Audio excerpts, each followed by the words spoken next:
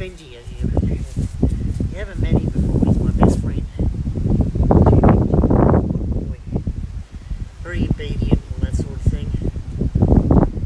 And a very good dog too. Today I just want to talk about some of the myths surrounding mental health. It's a very touchy and controversial subject. And as we know, there's a great deal of stigma attached to it. And it's mostly because there's a lack of understanding of what actually happens. It's been surrounded in a little bit of mystery, intrigue, and people sort of distance themselves from other people who have these issues without fully understanding what's really going on. There's certainly no walk in the park for any person with any form of mental illness. And it's very commonplace, and I think the reason it's so commonplace today is because more and more recognising we've come to realise that as humans we're very, very imperfect. What do you think, Benji? And while Benji would agree with that too. You know, we're all flawed in some way, physically, mentally, what have you, spiritually. My own experience, I've spoken about it before. There's a lot of in-depth stuff that I haven't spoken about. I haven't spoken about the abuse I suffered as a child and how that transferred into adulthood through my teenage years. It was pretty gruesome, to say the least. I had to go through an awful lot of abuse, and in some ways it made me a lot stronger. And that's the thing with mental health problems. It can either make you come here, or you can either make you strong, or you can let it destroy you. No two people are the same, as you realise, and no two people experience mental health the same as no two people experience physical disabilities the same. Bye Benji, he's off. And look, it just goes to show that, you know, it's hard, and it's hard to deal with at the times. There are times where things just blow right out of proportion. We feel like we're just going to explode sometimes, and things just overwhelm us. Circumstances, life in general. And sometimes we can't understand why we can't get work, why we can't hold a job down, and why we feel the way we do. Are we oversensitive? Are we just wimps or snowflakes or whatever? No. We just have a different experience, a different perception of how the world is and how we relate to that world. And nobody's ever the same. Some people are smarter than others in different areas, but we all have our own certain type of intelligence. We have emotional intelligence as well, but we need to learn to deal with and understand. And as we get to those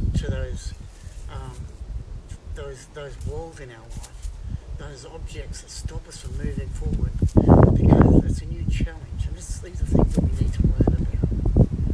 And it's never easy. It's not easy to deal with depression and anxiety. It never is, not for anybody. If you've got something like borderline personality, schizophrenia, neurotic, psychotic, whatever,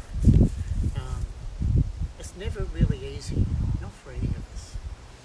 So we do have our own journey, and there are a lot of different ways of dealing with it. There are grounding techniques that are very useful. We can have our Benji come here. Benji come. Benji's being very naughty. He just wants to play, which is not going to happen. He's a good boy though, aren't you? No, Benji. I'm not going to make this a very long one. This is more of an introductory thing to a series that I'm going to do on mental health. And this particular channel, the Steel Benji channel 58, is mostly to deal with health issues and coping strategies and things like that make life just that little bit easier. Because at the end of the day, you know, we go through school and we meet peers or friends, whatever, but some of us don't. Some of us can't make friends. We can't relate socially, not very well. But there are those that can, and we sometimes we stand in awe of them. Sometimes we put them down and we think, oh yeah, they're really up themselves. They've got a good job, a good career, and blah blah blah. But at the end of the day, that career, that job. What about when it comes to the time when you're in a nursing home and you can't wipe your bum, or you can't go to the toilet, you can't drive a car anymore? What's been the purpose of that? You've raised a family, yes, that's good. Nothing wrong with that. That's all good. It's all good having a career, but you need to be wise too. You need that aspect of humility. Remember where you came from. You know, even if you have reached the pinnacles of success in a career, in family, and whatever else in life, you still need that sense of humility. Because at the end of the day, we all fit into the same size hole in the ground. And there are important aspects to that. So what is the purpose of living? We get a job, we earn money, and at the end that money's no good anyway, whether you got a new car or a second-hand car or no car, whether you got new shoes, no shoes.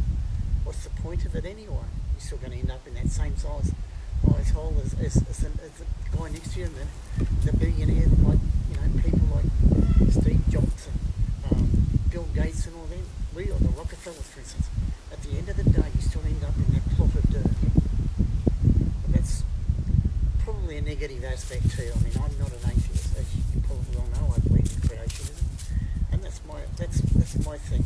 If you don't believe in it, that's fine too. That's up to you. I guess in some ways it's a personal thing.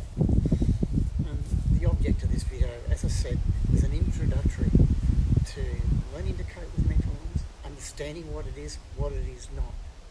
And I invite people to leave messages and comments down below.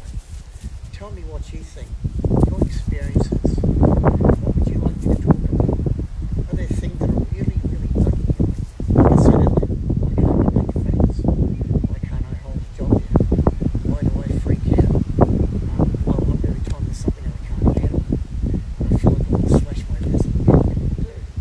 You go through that. You're so angry with the world and everything else. And why everything bad's happening. You're such a bad, evil person.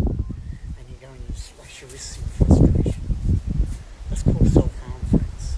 And it's got nothing to do with attention. And I'm going to be sharing a lot of my own personal life as we go on with this. But I'd like to say now, thank you very much for tuning in. And I hope this channel does provide some benefit to you all. And Benji's just waiting for me now to play with him, aren't you, Benji? He's got his favourite toy. Come, Benji. He's off his head.